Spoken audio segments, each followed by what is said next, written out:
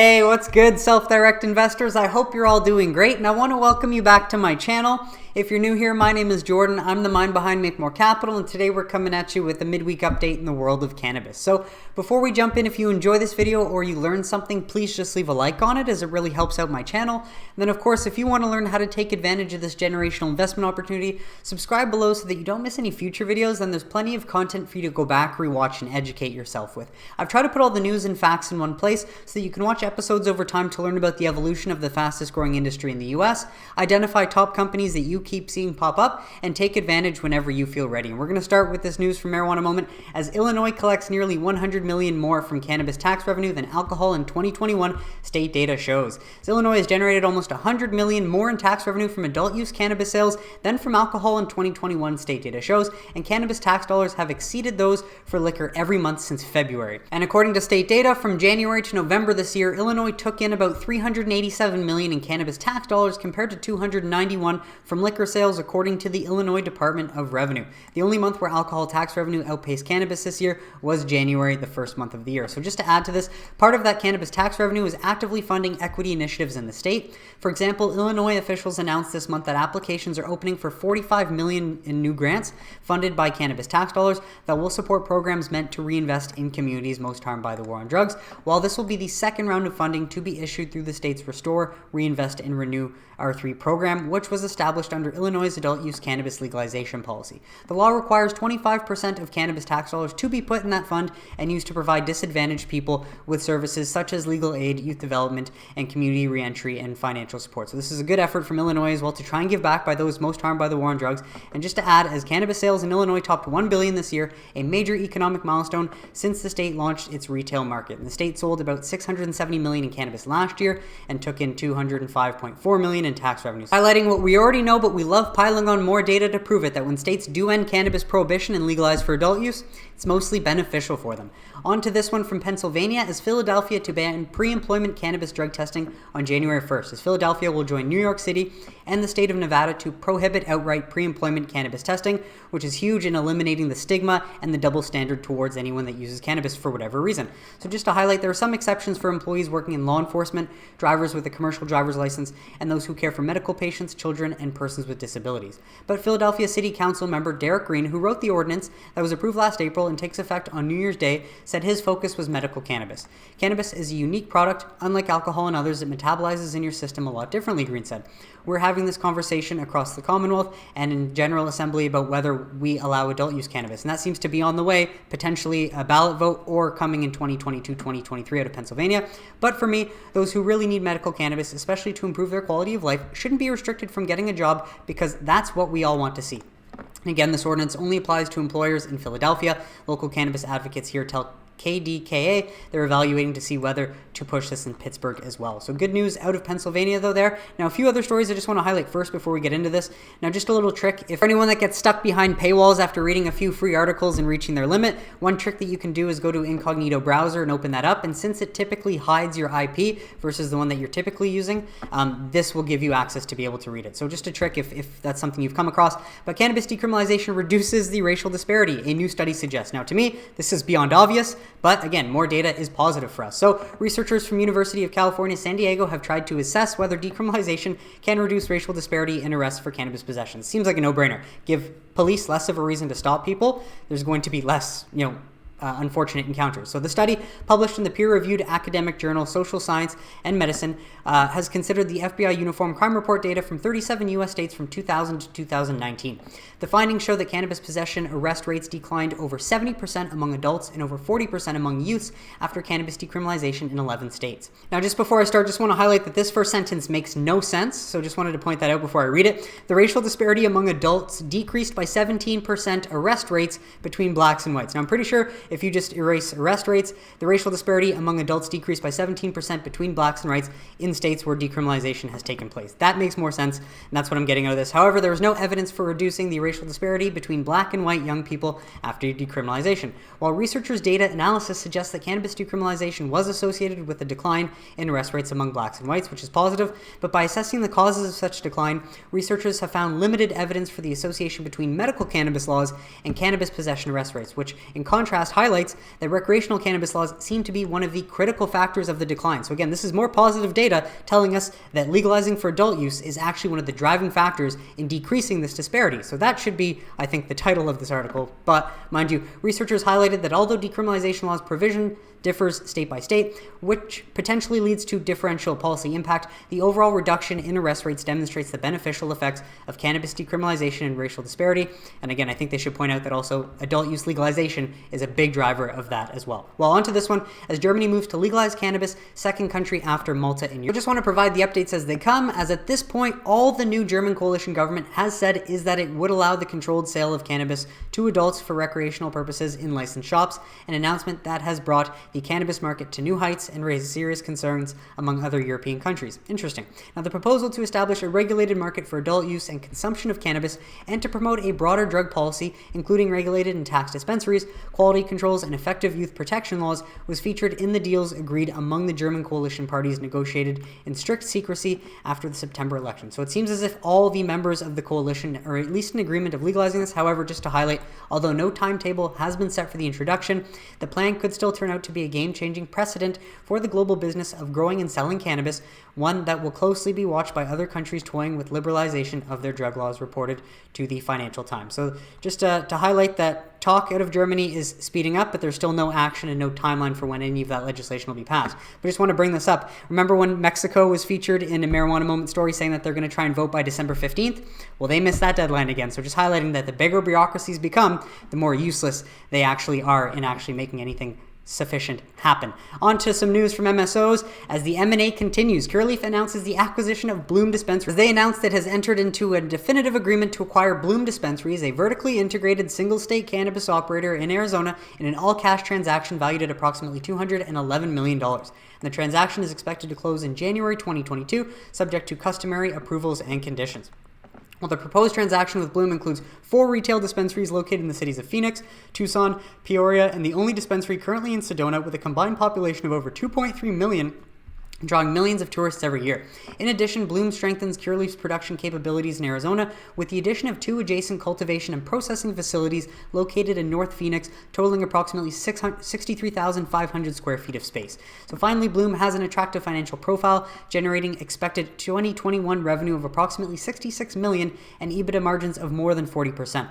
So following the close of Bloom and the previously announced acquisition of Trike Companies and Natural Remedy Patient Center, Curaleaf's retail footprint will increase to 16 dispensaries in Arizona and 128 nationwide. So clearly they see the fast growth in Arizona as something worth investing more into. And so just to highlight, under the terms of the agreement, Curaleaf will pay $51 million in cash at closing, with the remaining approximately US $160 million paid in 3 promissory notes of $50 million, $50 million, and $60 million due respectively on the 1st, 2nd, and 3rd anniversary of the closing of the transaction. Adding the notes will be recourse only to shares and assets of Bloom and will not be guaranteed by any Curaleaf entity. So from my understanding, this is also non-dilutive to existing equity shareholders. So that's positive to anyone that owns shares in Curaleaf already. And just to highlight that they're paying basically $211 million for 4 dispensaries, one in a location where there's very little competition, as well as 2 other processing facilities, approximately in size of 63,500 square feet. Plus, they're willing to pay a bit more because it seems as if the financials for this company of Bloom are quite healthy. So just wanted to add all that, as again, we're in this sort of lull period and limbo from Christmas into New Year's, but MSOs continue to execute, grow their footprint, because this is a state-led story and that's what we want to focus on. So on to Trulieve, as they acquire PurpleMed Healing Center in Tucson. This dispensary will reopen under Harvest House of Cannabis branding, but Trulieve is happy to announce the acquisition of PurpleMed Healing Center in Tucson, Arizona. Now, consideration paid for the acquisition was deemed immaterial, so apparently they don't have to disclose that, but similar to Curaleaf last week buying that one dispensary, they paid $13 million for it. I imagine it's probably in that ballpark. This one's located at 1010 S Freeway in Tucson. The retail operation is being rebranded to Harvest House of Cannabis and will open Wednesday, December 29th at noon. So today, even before this video is posted, they're going to be opening this. So quick to execute, and this dispensary becomes the company's 17th in the state, serving both medical patients and recreational customers. So good job, Trulieve, as well, continuing this expansion. Now on to this, as I missed this on the weekend, but we did get this recently published this week. So Office of Medical Cannabis Use highlighting sales out of Florida. If we scroll down to take a look at the last week of December 20th to the 24th, I mostly covered a lot of these openings on my Sunday video for Trulieve, Air Wellness, and Curaleaf. But if we want to look at the qualified patient count from this week to last, they increased to 653,651, up from 651,132, which represents an increase of 2,519. But I think worth highlighting more is if we take a look, especially for this week stocking up into Christmas, December 17th to the 23rd, if we look at milligrams of THC sold, milligrams of CBD, and ounces of smokable flower, if we look at the entire state of Florida, 273,263,225 milligrams of THC sold. And then if we jump over to the ounces of smokable flower, 91,369 sold. 91,369 ounces of smokable flower. And then if we jump over to the past week prior, just look at the difference. 249,177,813 milligrams of THC sold. And then if we jump over to ounces of smokable flower, just 77,979. And so when we consider the increase before Christmas, this will likely account for big sales in December, and we're going to look for that into January and February when we do see these state sales. But just to highlight the increase and why people do spend more over the holidays, why we see sales records typically spent in December, not like 420, but we'll see the second and third largest spending days. And I'll also be happy to report that when we do get that in a few weeks, but just to highlight what a massive increase. And this is just another visual, another way of interpreting that increase visually as well. So I just want to thank CCInvest for making this available. Florida's total sales, demand looking strong into Q1. And so from my understanding though, this is not using any dollar figure. It's again just highlighting the amount sold in milligrams of THC, milligrams of CBD, and ounces of smokable flower. But what does this trend show you? That it's heading upwards, looking at THC sales, flower sales, THC 4-week roll, and flower 4-week roll. Now, I'm not exactly sure what he means by 4-week roll, likely monthly increases, but just wanted to highlight everything that he's putting in here. So obviously you can check that out for yourself, but sales are strong in Florida. So on to some other stories out of states, as Indiana GOP lawmakers to file cannabis legalization bill as Democrats step up reform push. So Rep. Cindy Zemke, who has worked to raise awareness about substance misuse since her son struggles with addiction, says she recognizes the obstacles of enacting cannabis reform in the conservative legislature, but she's hoping that leadership will at least allow a committee hearing on her forthcoming proposal. So the measure would legalize cannabis for adults 21 and older and set up a regulated system of sales mirroring neighbors Michigan's cannabis laws. And it would also establish a medical cannabis program in the state, which would be very beneficial for anyone stuck using opioids there. But I just wanted to highlight the reason for this. One of her sons, who is 8 years in recovery from a heroin addiction, encouraged her to pursue the reform for that reason. So much of it also comes from when I called my son and said, hey, what do you think about me authorizing this cannabis bill? And he said, you should do it. He said, because those folks will go to a dealer to get pot and could end up leaving one day with meth. Zemke said, I want a safe product that's out there, that's controlled. And again, another reason why we want to legalize adult use cannabis and launch programs as opposed to just decriminalizing and allowing the black market to run rampant, because you actually know what you're getting. And I don't think responsible adult consumers can ask for much more than that, really. On to this from New Hampshire, as New Hampshire lawmakers file multiple cannabis legalization bills ahead of 2022 session. So happy to relay this, as New Hampshire lawmakers are getting ready for a busy legislative session when it comes to cannabis policy, with several legalization proposals being unveiled in recent days, including one from a key Republican committee chairman and other leaders. So at least 6 measures to legalize cannabis for adult use has been pre-filed for 2022 in the Granite State. 3 of those seek to put the question of reform directly before voters on next year's ballot, which will be great because the more states that can have this on their ballot, the more we're going to see unanimous vote yes for cannabis throughout the United States. And that legislation, HB 1598, would allow adults 21 and older to purchase and possess up to 4 ounces of cannabis from state-run dispensaries operated by New Hampshire Liquor Commission. However, home cultivation would continue to be criminalized, which is really unfortunate. Hopefully they can iron this out, but that is one of the chief complaints from activists. But nonetheless, good news out of New Hampshire, and hopefully they can get this done for 2022, while Wisconsin governor grants cannabis and drug-related pardons, setting state clemency records. So great job, at least just for citizens of Wisconsin that get their freedoms and their life back, and seeing efforts from governors righting the past wrongs. As the governor of Wisconsin announced on Tuesday that he granted 30 pardons primarily to people convicted of non-violent cannabis and other drug offenses. So this raises the total number of pardons issued so far by Gov. Tony Evers to 337 during his first 3 years in office, the most granted by a governor in the state's history at this point into the first term. Now, it seems like they just don't have as many arrests as other states like New York and New Jersey. 337 seems like a low number, but again, it's better than none, and seems like they're actually taking a proactive step to get this done and help people out again. So advocates have been urging state and federal executives to exercise this type of authority, particularly for cannabis cases, as more jurisdictions enact legalization. And he highlights, I'm proud of our work to give a second chance to folks who've made amends and paid their debt to society, Evers said in a press release. Those individuals have recognized and acknowledged their past mistakes, and this sends a powerful message of redemption as each of their work Each of them work to build a brighter, better future for themselves and their communities. So there's a few examples down here if you wanted to pause to read and highlight, but this is a good initiative, especially just, giving people a second chance, especially when they deserve it. If they've been in prison for 16 years or something for having a joint in their pocket. Unbelievable. But on to this from NORML. As survey finds, over 70% of U.S. physicians believe cannabis has medical value, which means you want to stay away from about 30% of the physicians in the U.S., sadly. But this comes from December 23rd out of Florida. A supermajority of practicing U.S. physicians believe that cannabis possesses medical value, according to a survey data published in the journal Serious. A pair of researchers anonymously surveyed 539 U.S. physicians attending the 2018 American College of Emergency Physicians annual conference. So while this is a very tiny sample size, it is still positive that even out of a small sample size, you're getting a supermajority that believe cannabis has medical value, which is, again, reason why it should not be in Schedule 1 classification and why this plant must be descheduled if we want to get our freedoms back completely. But the conference is the largest gathering of emergency medicine physicians in the country, with 71% of the survey respondents believing that cannabis has medical value. So the survey's finding is consistent with that of another recent poll compiled by the U.S. Center of Disease Control, which reported that 69% of U.S. clinicians believe that cannabis possesses medical utility as well.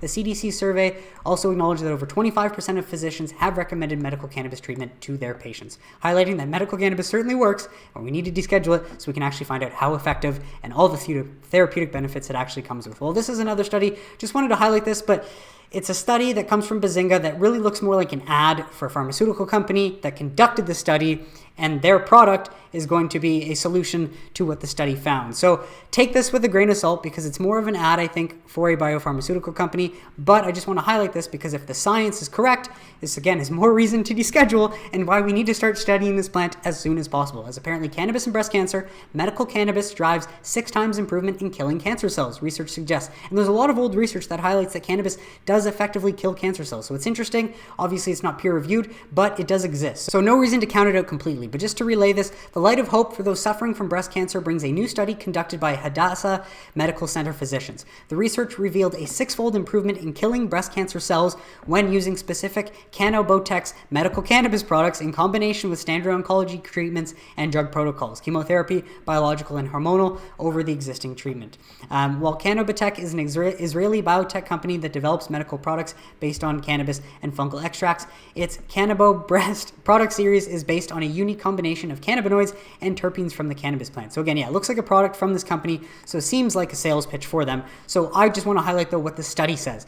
The study showed that the combination of certain cannabinoids with standard chemotherapy upgraded the effectiveness of killing cancer cells up to 6 times compared to existing treatment, from 10% mortality to 60% mortality of cancer cells. Now keep in mind, though, there's no link to the study because if this is a private company and they funded the study themselves, they don't have to release it. So it's not like a study that we would see featured in a medical publication. Sadly, that's why we can't access it, and that's why I'm saying be skeptical of this. But again, if the science is accurate, we should be studying this more. What's more, the research revealed that there is the therapeutic potential of also improving the efficacy of killing breast cancer cells while at the same time minimizing chemotherapy doses. If we can use cannabinoids and chemotherapy, we can reduce the effects, the negative harmful effects of chemotherapy on the body, which is especially important for those patients who can't undergo standard cancer treatment because of the harsh side effects. So, but just to add again why this is more of an advertisement and not really publication of science, companies' products have demonstrated impressive and very promising activity in laboratory tested cell cultures, she said.